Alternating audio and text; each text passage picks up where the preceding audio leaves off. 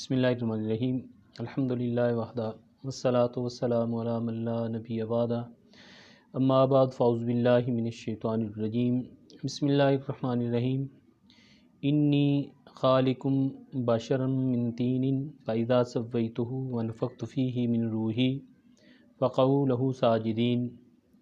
آمنت باللہ صدق اللہ العظیم الصلاۃ والسلام علیکہ یا سیدی یا رسول اللہ الصلاۃ والسلام علیکہ یا سیدی یا حبیب اللہ وعلی آلکہ واصحابکہ یا سیدی یا محبوب اللہ۔ اللہ تبارک و تعالیٰ جل شانہ کی حمد و ثنا نبی رحمت صلی اللہ علیہ وآلہ وسلم کی ذات والا صفات پر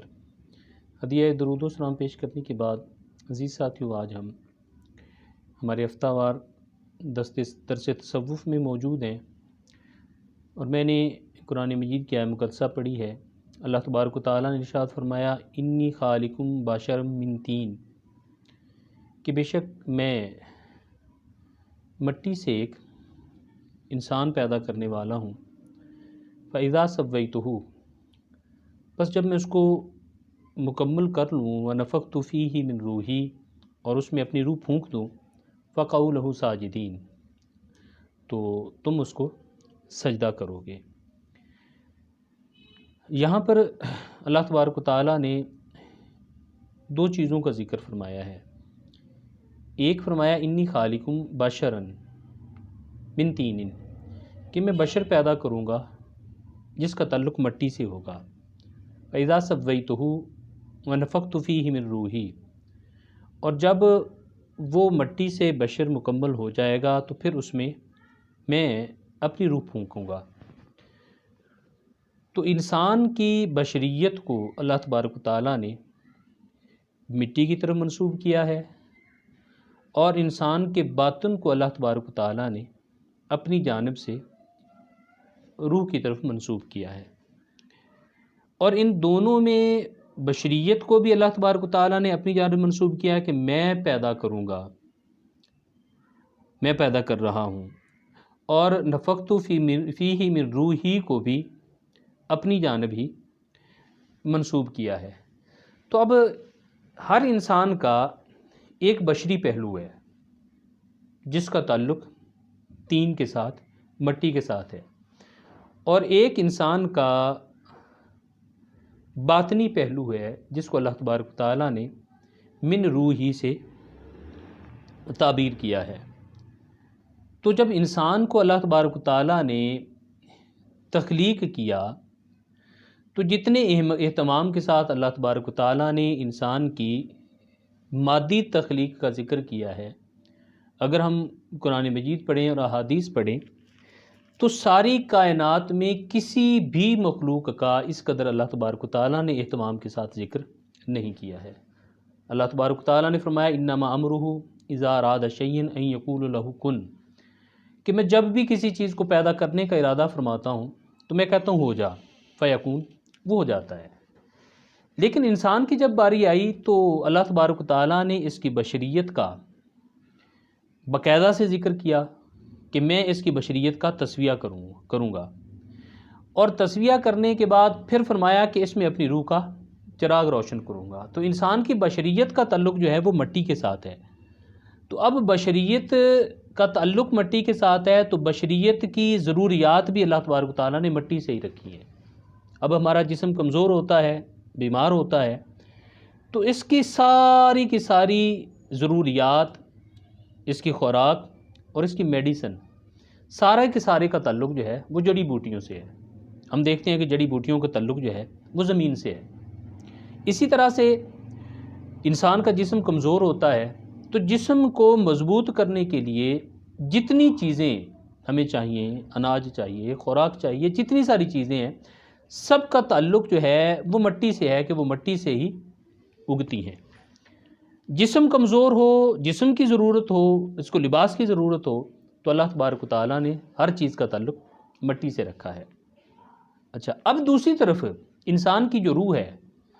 روح جو ہے اس کا تعلق اس جہان سے ہے نہیں، مٹی سے نہیں ہے، بلکہ اللہ تبارک و تعالیٰ نے انسان کی روح کو اپنی جانب منسوب کیا ہے کہ اس بشر میں اپنی روح کا چراغ روشن کروں گا۔ تو اپنی روح سے کیا مراد ہے؟ اگر اس سے یہ مراد ہے کہ اللہ تبارک و تعالیٰ انسان کے اندر یہ جو روح پیدا کر رہا ہے اس کو اپنی جانب منسوب کیا ہے، تو کائنات کی جتنی جان والی چیزیں ہر کی روح خدا ہی پیدا کرنے والا ہے، اللہ تعالیٰ ہی اس کو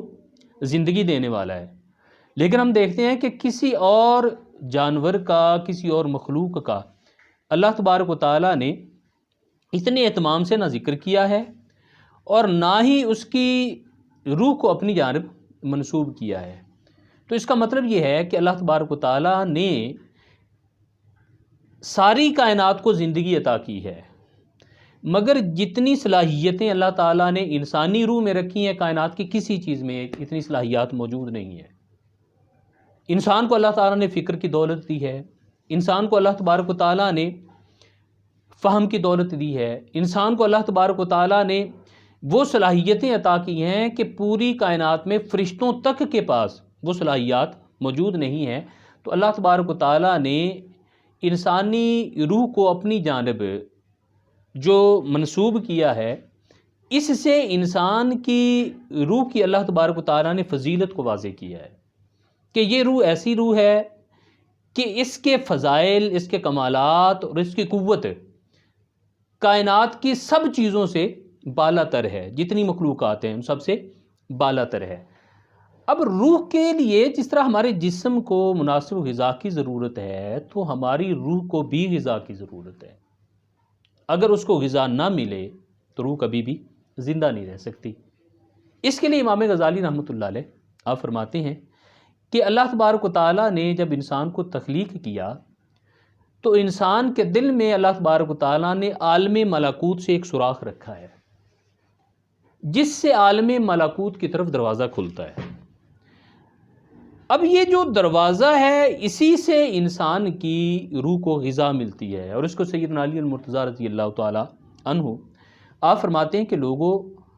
مجھ سے زمین کے راستوں کے بجائے آسمانوں کے راستے پوچھا کرو، میں زمین کے رستوں سے زیادہ آسمانوں کے راستے کو جانتا ہوں۔ تو عالم ملکوت سے وہ جو دروازہ کھلتا ہے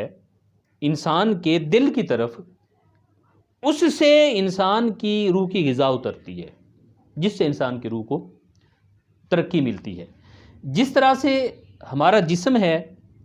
اگر اس میں کسی بھی عضو کو تکلیف ہوتی ہے، آنکھ پراپر دیکھ نہیں سکتی، ہمارے ہاتھ پراپر حرکت نہیں کر سکتے، ہمارے کان پراپر سن نہیں سکتے، یا زبان ہماری پراپر بول نہیں سکتی، ہماری قوت شامہ جو ہے یہ پراپر کام نہیں کرتی،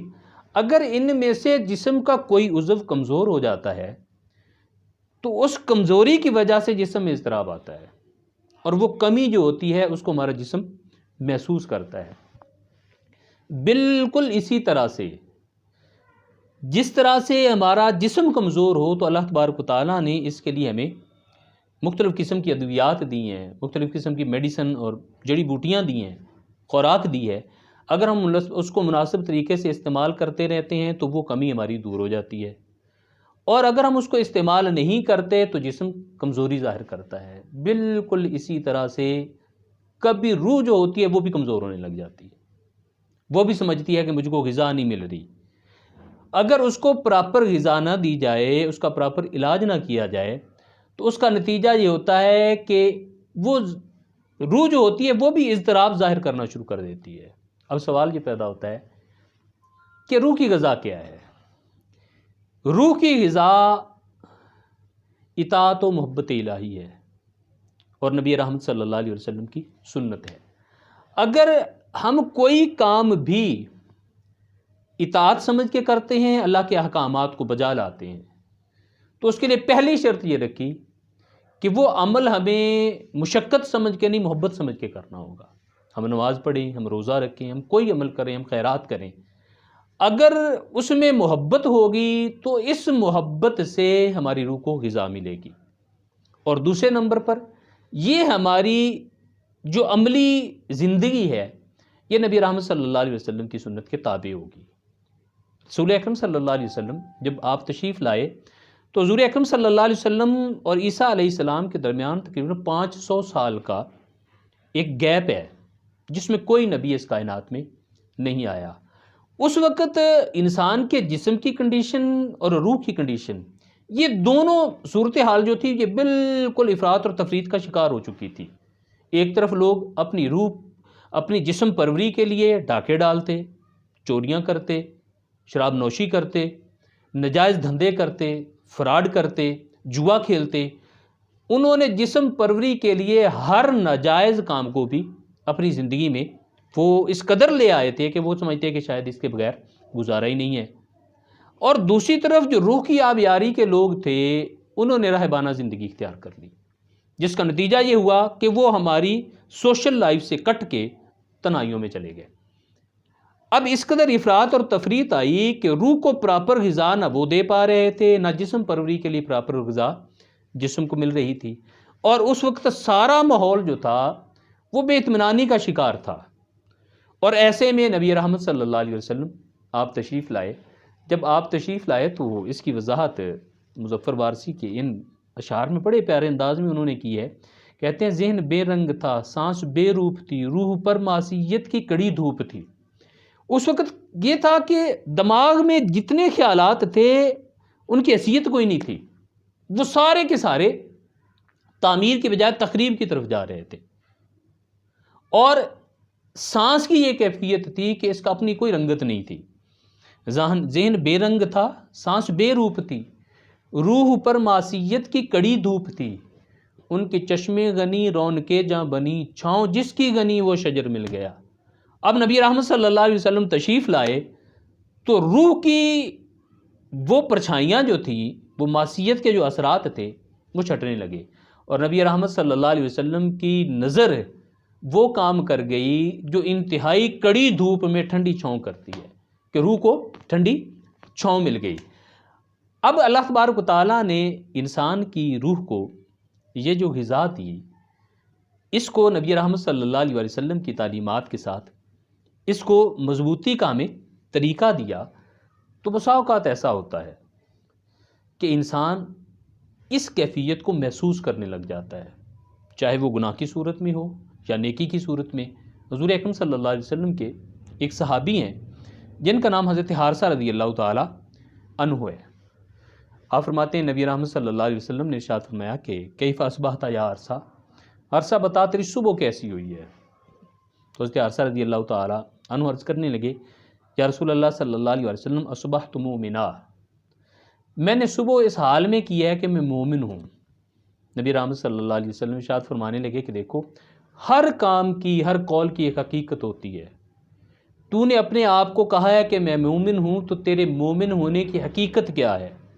تو حضرت حارثہ رضی اللہ تعالیٰ عنہ عرض کرنے لگے یا رسول اللہ صلی اللہ علیہ وسلم، میرا یہ حال ہے کہ مجھے یوں لگتا ہے کہ میں رب کے عرش کو دیکھ رہا ہوں، اور مجھے یوں محسوس ہوتا ہے کہ جنت والوں کو میں ملتا جلتا آپس میں دیکھ رہا ہوں، اور دوزخ والوں کو میں مصیبت میں دیکھ رہا ہوں۔ جب حضرت حارثہ رضی اللہ تعالیٰ عنہ نے یہ بات کی تو نبی رحمت صلی اللہ علیہ وسلم ارشاد فرمانے لگے یہ وہ بندہ ہے جس کو اللہ تبارک و تعالیٰ نے دل کی روشنی عطا کر دی ہے، اس کا دل روشن ہو گیا ہے، اس کی روح منور ہو گئی ہے۔ اور دوسری طرف انسان کی یہ روح کی جو ترقی ہوتی ہے، اس کا بہت گہرا اثر انسانی قلب پہ پڑتا ہے، اور اگر یہ روح ترقی کرتی ہے پازیٹیو، اللہ کے احکامات کی روشنی میں، سنت نبی صلی اللہ علیہ وسلم کے مطابق، تو پھر انسان اللہ کے عرش تک کو دیکھنے لگ جاتا ہے، یعنی اس کو محسوس ہونے لگ جاتا ہے، طبیعت کے اندر ایک فریشنس رہتی ہے، طبیعت کے اندر ایک تازگی رہتی ہے۔ اور دوسری طرف اگر انسان گناہوں میں پڑتا ہے تو گناہوں میں پڑتے ہوئے بھی اس کی کنڈیشن یہ ہوتی ہے کہ اس کو اپنی ناکامی کا مرنے کے قریب جا کر پورا یقین ہو جاتا ہے کہ میرا بچنا بہت مشکل ہے۔ اس کو قرآن مجید میں اللہ تبارک تعالیٰ نے ارشاد فرمایا نار اللہ الموقدہ التی تطلع علی الافئدہ، کہ وہ آگ جو اللہ تبارک و تعالیٰ کی طرف سے ان کو لپیٹ میں لے گی اور ان کے دلوں پہ چڑھ جائے گی۔ یہاں پر لفظ بولا ہے افئدہ۔ اب انسان کا قلب ہے، جس پہ بہت چیزوں کے اثرات ہوتے ہیں، کبھی نیکی کے اثرات ہوتے ہیں، کبھی برائی کے اثرات ہوتے ہیں، کبھی اچھائی کے اثرات ہوتے ہیں۔ اب اس صورتحال میں انسان کا دل جو ہوتا ہے یہ بار بار بدلتا ہے، اور کبھی بھی اس کو اطمینان نہیں ملتا، اور گناہ کی صورت میں جب یہ بگڑتا ہے تو واپسی کی صورتیں جو ہوتی ہیں اس کی وہ ختم ہوتی چلی جاتی ہیں، اور اگر یہ نیکی میں بڑھتا ہے تو نیکی کی صورت میں بھی اس کی کنڈیشن جو ہوتی ہے وہ بہتر سے بہتر ہوتی چلی جاتی ہے۔ ایک وقت یہ ہوتا ہے کہ گناہ کرتے کرتے کرتے انسان مکمل طور پہ مایوس ہو جاتا ہے۔ اب جس وقت یہ مکمل طور پہ مایوس ہوتا ہے تو اس کیفیت کو قرآن مجید نے کہا التی تطلع علی الافئدہ،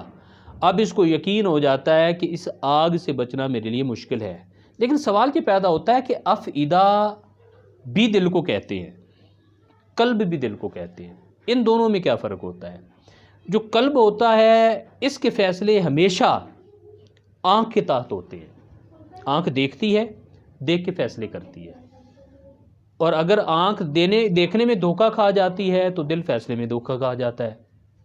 اور جس وقت یہ قلب جا کر افئدہ بن جاتا ہے تو پھر یہ دیکھ کے نہیں بلکہ یقین کے تحت فیصلے کرنے لگ جاتا ہے۔ وہ اگر افئدہ بنا ہے نیکی کے راستے پہ چلتے ہوئے تو پھر انسان جو فیصلہ کرتا ہے وہ پازیٹیو کرتا ہے، اس کو ناکامی کا خدشہ ختم ہو جاتا ہے۔ اور دوسری طرف اگر یہ دل فیصلہ کرتا ہے برائی کرتے کرتے کرتے سیاہ ہو گیا تو اب اس کو دیکھنے لگ جاتا ہے کہ میرا انجام بالآخر آگ ہے، میں اس سے کبھی بچ نہیں سکتا ہوں۔ اب اس افئدہ کی وضاحت میں امام ابن جریر طبری آپ تفسیر طبری میں فرماتے ہیں کہ جالا بصرہ فی قلبہ لم یرہ بعینہ، جس وقت انسان کا دل جو ہوتا ہے وہ افئدہ بن جاتا ہے، فواد بن جاتا ہے، تو اس وقت پھر انسان اپنی بصارت سے نہیں، آنکھ کی بصارت سے نہیں بلکہ دل کی بصیرت سے فیصلے کرنے لگ جاتا ہے۔ اور اس کو قرآن مجید میں اللہ تبارک و تعالیٰ نے نبی رحمت صلی اللہ علیہ وسلم کے لیے سورہ نجم میں فرمایا ما کذب الفؤاد ما یرا، جو کچھ آنکھ نے دیکھا اس کو دل نے جھٹلایا نہیں ہے۔ تو ما کذب الفؤاد، یہ فواد تب ہوتا ہے جب انسان کی سر کی آنکھ نہیں بلکہ یہ فیصلے دل کی آنکھ کر رہی ہوتی ہے۔ اس کو مزید وضاحت میں آپ فرماتے ہیں فجعل نور بصری فی فوادی فنظرت الیہ بفوادی، کہ اس وقت انسان جو ہوتا ہے وہ اپنی سر کی آنکھوں سے نہیں بلکہ دل کی روشنی سے فیصلے کر رہا ہوتا ہے۔ اور یہ کیفیت کب ہوتی ہے؟ جب انسان مسلسل اچھائی کے اندر بڑھتا چلا جاتا ہے، اور جب انسان کو یہ کیفیت مل جاتی ہے تو آگے جا کر دو چیزیں انسان کو ملتی ہیں، اور ان دونوں کا تعلق جس طرح سے روح کا تعلق عالم انوار سے ہے، نہ اس کو آتے ہوئے کسی نے دیکھا ہے نہ اس کو واپس جاتے ہوئے کوئی دیکھے گا۔ رہی بشریت کی بات تو وہ آتے ہوئے سب کو نظر آئی، وہ جاتے ہوئے بھی سب کو نظر آئے گی۔ ہمارے جسم کی ضروریات ہوں تو کھانا بھی نظر آتا ہے، پانی بھی نظر آتا ہے، میڈیسن بھی نظر آتی ہے۔ روح کی آسائش کے لیے، جسم کی آسائش کے لیے جتنی چیزیں ہیں وہ ہمیں دکھائی دیتی ہیں، مگر روح کی آسائش کی چیزیں ہم نماز پڑھ کے آتے ہیں تو کوئی نہیں دکھائی دیتی، کہاں ہے؟ ہم روزہ رکھتے ہیں تو ہمیں دکھائی نہیں دیتا، ہم خیرات کرتے ہیں تو ہمیں دکھائی نہیں دیتی۔ اس کی کیا وجہ ہوتی ہے؟ اس کی وجہ یہ ہوتی ہے کہ وہ تو ایک روشنی کی صورت میں اس نے من میں اترنا تھا۔ جس طرح سے یہ چیزیں فزیکلی دکھائی نہیں دیتی، ان کا اجر بھی ایسا ہے کہ اس کائنات میں ہم چاہیں بھی تو دکھائی نہیں دے گا۔ نبی رحمت صلی اللہ علیہ وسلم نے ارشاد فرمایا کہ اعددت للعباد الصالحین ما لا عین رأت ولا اذن سمعت ولا خطر علی قلب بشر، کہ یہ لوگ جو مسلسل اپنی روح کی آبیاری کرتے ہیں تو اللہ تعالیٰ ارشاد فرماتا ہے میں نے اپنے ان صالح بندوں کے لیے ایسا اجر رکھا ہے جو آج تک نہ کسی آنکھ نے دیکھا، ولا اذن سمعت، نہ کسی کان نے سنا، ولا خطر علی قلب بشر، اور نہ ہی کسی دل میں اس کا خیال بھی پیدا ہوا۔ اب یہ جتنے حواس ہمارے ہیں یہ کبھی بھی روح کی آبیاری کے بعد جو اللہ تبارک و تعالیٰ کی طرف سے ملنے والا اجر ہے اس کو سرس کی آنکھوں سے دیکھنا چاہیں گے تو وہ کبھی بھی دکھائی نہیں دے گا۔ اور جب انسان کی روح ترقی کر جاتی ہے تو پھر سلطان العارفین آپ فرماتے ہیں نا کہ 14 طبق دلے دے اندر تمبو وانگو تانے ہوں، پھر سب کچھ انسان کو دل کی بصیرت سے نظر آنے لگ جاتا ہے، اور انسان اگر اس دنیا سے چلا بھی جائے تو روح مضبوط ہو تو اگر اس کو سلام کہتے ہیں، اس کو آواز دیتے ہیں، تو نبی رحمت صلی اللہ علیہ وسلم آپ ارشاد فرماتے ہیں کہ ما من احد یسلم علیہ الا رد اللہ علیہ روحی حتی ارد علیہ السلام، کہ میرے وصال کے بعد بھی میری امت کا کوئی فرد کہیں سے بھی مجھ کو سلام کہے گا تو میں اپنی اس امتی کے سوال کو سنوں گا بھی، اس کا جواب بھی دوں گا۔ جب نبی رحمت صلی اللہ علیہ وسلم نے یہ ارشاد فرمایا تو صحابہ نے عرض کی، یا رسول اللہ صلی اللہ علیہ وسلم، آپ کے وصال کے بعد بھی ہم آپ کو سلام کہتے ہیں؟ تو حضور اکرم صلی اللہ علیہ وسلم نے ارشاد فرمایا، ہاں، رد اللہ علیہ روحی، میرا رب مجھ پہ میری روح کو واپس لوٹائے گا اور میں اپنی امتی کے سلام کا جواب دوں گا۔ اب اس پر سوال یہ پیدا ہوتا ہے کہ سرکار کی بارگاہ ہمیں تو کروڑوں سلام ہر لمحے جاتے ہیں، ہر وقت 24 گھنٹے ایسے مقامات ہیں جہاں پہ نبی رحمت صلی اللہ علیہ وسلم پر درود سلام پڑھا جا رہا ہے، تو کیا حضور اکرم صلی اللہ علیہ وسلم کی روح بار بار نکلتی ہے اور بار بار واپس آتی ہے؟ اس کا کیا مطلب ہے؟ اس کی وضاحت میں ملا علی قاری رحمۃ اللہ علیہ آپ مرکات میں فرماتے ہیں کہ ان روح المقدسہ فی شان ما فی حضرت الالہیہ، حضور اکرم صلی اللہ علیہ وسلم کی روح مقدسہ کی یہ شان ہے کہ وہ اللہ کی بارگاہ میں ہے۔ فَإِذَا بَالَغَ سلام احد من الامتی، اگر نبی رحمت صلی اللہ علیہ وسلم کا کوئی امتی کہیں سے نبی رحمت صلی اللہ علیہ وسلم کو سلام کہتا ہے، رد اللہ روحہ المطہرہ من تلک الحالہ، تو اللہ تبارک و تعالیٰ کی بارگاہ میں حضور اللہ کی طرف متوجہ ہوتے ہیں، تو تب آپ پلٹ کر اپنے امتی کو اس کے سوال کا جواب، اپنا سلام کا جواب دیتے ہیں، اور جواب دینے کے بعد پھر رسول اکرم صلی اللہ علیہ وسلم اللہ کی بارگاہ میں اسی توجہ سے پھر حاضر ہو جاتے ہیں۔ تو روح کا مکمل طور پہ جو علاج ہے، روح کا جو تعلق ہے اور روح کی جو غذا ہے، وہ اللہ کے احکامات کو محبت سے لینے میں ہے اور نبی رحمت صلی اللہ علیہ وسلم کی سنت کو محبت سے اپنانے میں ہے۔ جب محبت کے تحت یہ ہم احکامات الہیہ اور سنت نبوی صلی اللہ علیہ وسلم پر عمل کرتے جائیں گے تو اس سے عالم انوار سے روح کو وہ غذا ملتی رہے گی، جس کو امام غزالی رحمۃ اللہ علیہ فرماتے ہیں کہ انسان کے دل کی طرف عالم ارواح سے ایک دروازہ ہے اور ادھر سے سوراخ ہے، وہاں سے روح کی ترقی اور آبیاری کے لیے انوار اترتے ہیں، اور جس سے انسان کی روح کو